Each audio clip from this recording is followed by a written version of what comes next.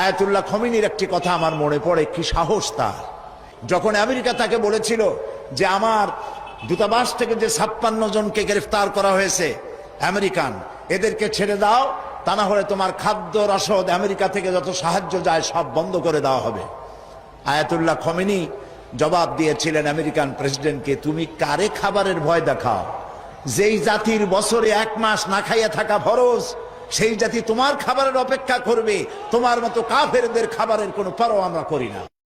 ইরানের মুসলমানেরা, তাদের সাথে আমাদের আকীদার অনেক বেশকম আছে, কিন্তু তারা যখন ঐক্যবদ্ধ হলো, ইরানের ওলামারা আয়াতুল্লাহরা যখন ঐক্যবদ্ধ হলেন, তখন আমেরিকার মতো বিরাট পরাশক্তিকে তারা প্রধানত করে ইসলামী রাষ্ট্র, তাদের ভাষায় তারা ইসলামী রাষ্ট্র প্রতিষ্ঠা করতে সক্ষম হয়েছে এবং আমেরিকাকে প্রধানত করেছে।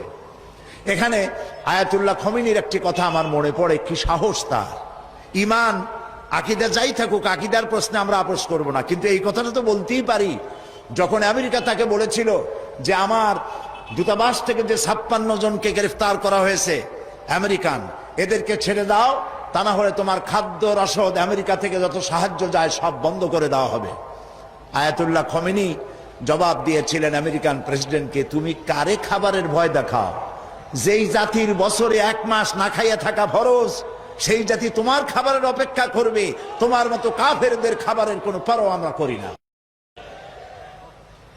মুসলমানেরা যখন ঐক্যবদ্ধ হয়েছিলেন, আল্লাহ তাদেরকে বিজয় দান করেছিলেন। সেখানে ঐক্যবদ্ধ হওয়ার জন্য আসুন তাওহীদের উপর ঐক্যবদ্ধ হই, খাতমে নবুয়তের আকীদার উপর ঐক্যবদ্ধ হই, শিরক এবং বেদাতের বিরুদ্ধে কথা বলি, একই সুরে বলি, একসাথে বলি, জীবনকে বাজি রেখে বলি। আল্লাহ তাআলা এই তৌফিক আমাদেরকে দান করুন। হাদা মা ইনদি ওয়াল ইলমু ইনদাল্লাহ আলাইহি তাওয়াক্কালতু ইলাইহি উনীব। ওয়াসসালামু আলাইকুম ওয়া রাহমাতুল্লাহি তাআলা ওয়া বারাকাতুহু।